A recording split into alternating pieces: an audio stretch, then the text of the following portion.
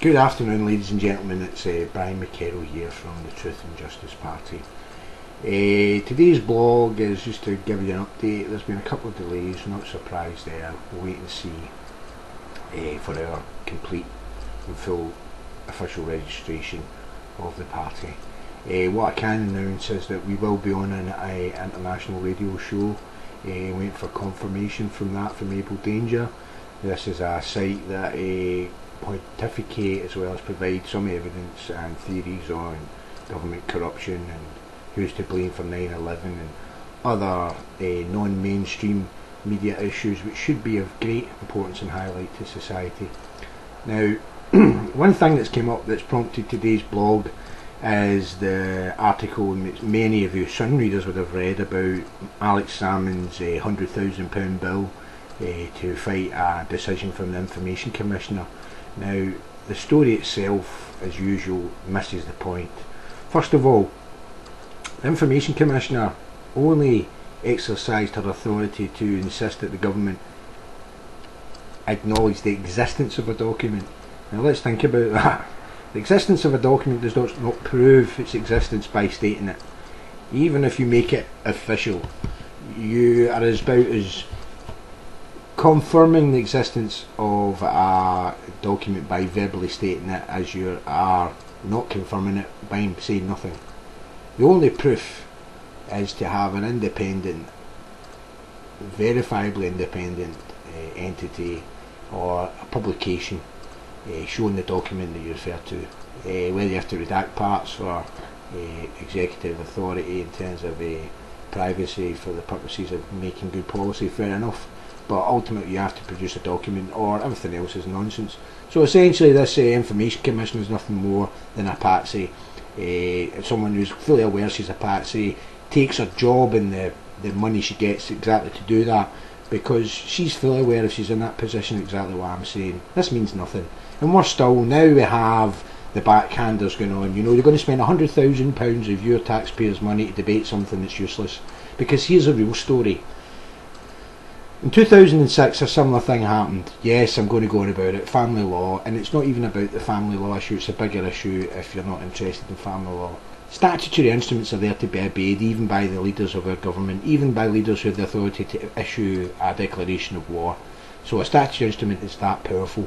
So if you have to apply a statutory law and then you know in advance that anybody picks up that you have not applied it obviously by what you've written or what you've produced as a piece of legislation, if it's not compliant with that statutory law, and they claim it, but they can't prove nothing because you've got no requirement to release. It would seem you don't even have a requirement to either even confirm nor deny its existence. And as quoted by the SNP government, that this is standard practice, or even worse, quoted by a government spokeswoman. That means that's somebody who we pay to operate independently and support our elected members. So they're supposed to be even more impartial. So you can take it from the horse's mouth that that's the case. That if you've got a government spokesman saying that's a standard practice, then exactly how are the government accountable? How exactly have we got a democratically elected and democratically accountable government after the election if they can even go in advance to say, do you know what, I don't like that statute law that I'm not supposed to ignore ever. I'm just going to evade it, because guess what? When it comes down later on that I've evaded it, I don't even have to make any declaration. You call that government? I call that a secret state. I call that a police state. And it's not any less state because they aren't banging on your door. It's as comparable because they can choose what rules are going to apply and what not, even beyond statutory law. Statutory law is there to protect you, ladies and gentlemen. That's like electing a government and then them saying, you know what, we don't like elections. With our elected authority, we're getting rid of the democratic process. We'll be permanent power. That's how it happens. This kind of statutory laws are there to protect us against. Makes it unlawful to do such things. But the only way you can prove whether that unlawfulness has happened is to have some kind of a scrutiny. Now in this article from the Sun, it's an MEP, a Member of Parliament, who's asked for scrutiny. She shouldn't have to go to the Information Commissioner.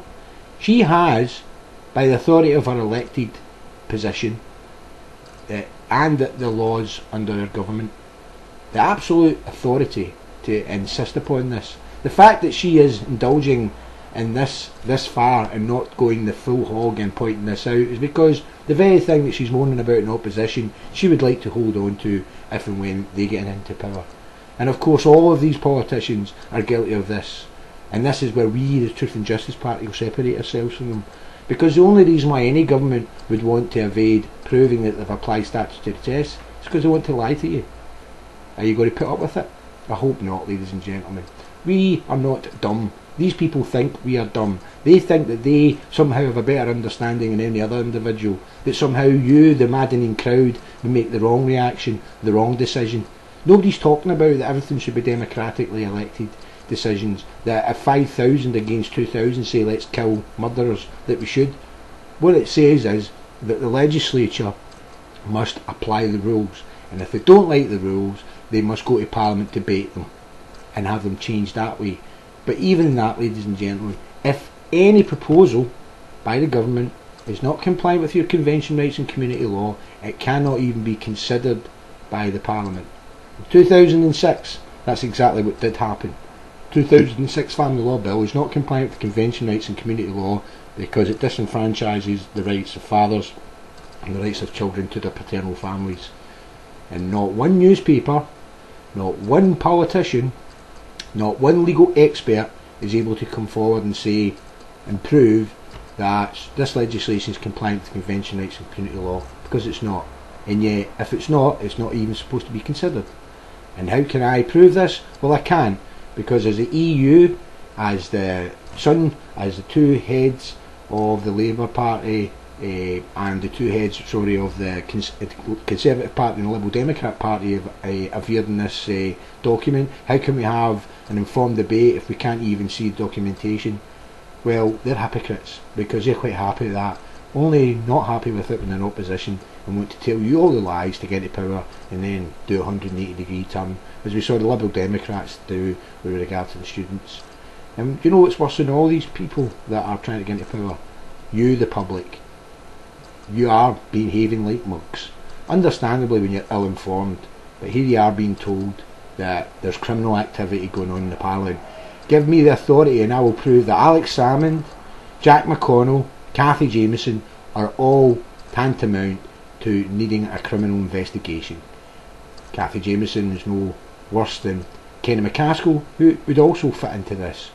Certain members of staff within the Justice Department would also be liable for investigation, because they clearly did not invoke their duties as permanently employed staff who are there to, again, serve us the public.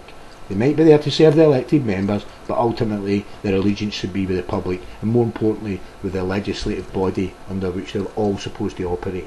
They have failed this deliberately.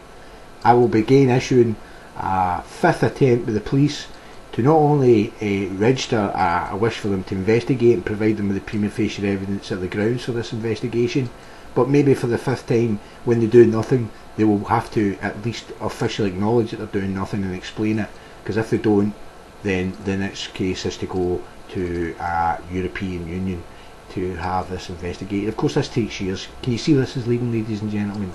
We are essentially being run. We are not being supported by a government. This government are dictating to us, and no, that's not giving them authority to manage effectively. Managing effectively and having no accountability in how you're managing is two different things, and they fit into the latter. They don't want us to know how they've come to whatever they've decided and whether it's lawful, and it's certainly not. So I'm saying to Alex Salmond, come forward, let's have a debate, and I'll make a guarantee to the public right now.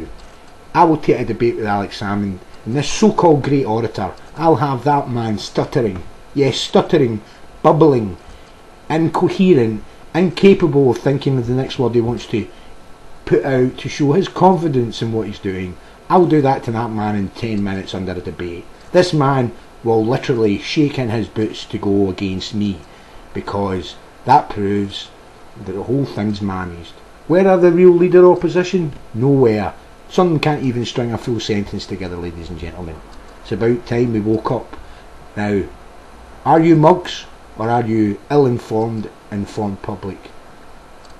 It's for you to make a decision once you've heard this information. A lot of people have got their daily lives to do. So we merely ask is, when it's on the voting paper, vote for the Truth and Justice Party, and we will provide you with a guarantee that everybody will have a job as a first example of how government can be run. Thank you.